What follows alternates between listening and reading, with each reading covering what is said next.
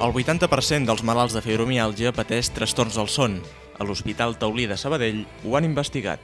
És un estudi dels trastorns del son dels pacients amb fibromiàlgia.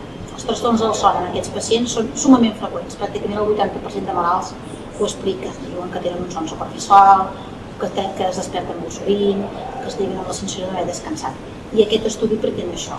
L'instrument més important per estudiar el son avui dia és la polisomnografia. La polisomnografia és el registre del son durant la nit. Aquesta prova analitza la part del cervell i la respiratòria, és a dir, quina activitat cerebral tenen els pacients i com respiren mentre dormen. Primer hem posat els electroencèfalos, que són els conductors de les zones del cervell que ens permetran veure si el pacient està dormit o no, un sensor de flux i un termopar, el sensor de flux per comprovar la quantitat d'aire que expulsa el pacient i que està rebent al mateix temps, i el termopar per comprovar si el pacient té la boca tancada o no. Tenim també els sensors de les cames per veure l'activitat muscular i el pulsioxímetre, que ens permet de veure la quantitat d'oxigen a la sang. La troballa més significativa quan hem analitzat les variables respiratòries, el que hem trobat és que aquests pacients durant el son tenen una altíssima prevalença del que se'n diu la síndrome de les apnees i hipopnees del son.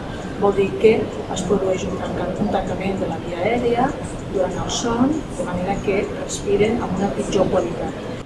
Hi ha un altre aspecte que també estudiem nosaltres, que és si aquestes alteracions del son poguessin tenir relació amb altres alteracions del sistema simpàtic i parasimpàtic.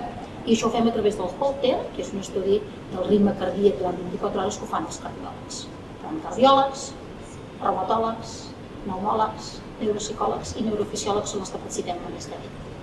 Miri, ara li diré uns números i vostè me'ls ha de dir, però al revés de com jo li dic. Per exemple, si jo li dic 1, 2, vostè m'haurà de dir 2, 1. Vale, perfecte. La part neuropsicològica de l'estudi ha consistit en valorar tota una sèrie de funcions cognitives que han estat descrites com a característiques de la fibromiàlgia. Quan barregem hipopnees, els diferents grups i les alteracions cognitives, doncs el que observem és que el grup de fibromiàlgies, només el grup de fibromiàlgies, té dèficit de memòria relacionat amb les hipopnees aquestes, els altres no.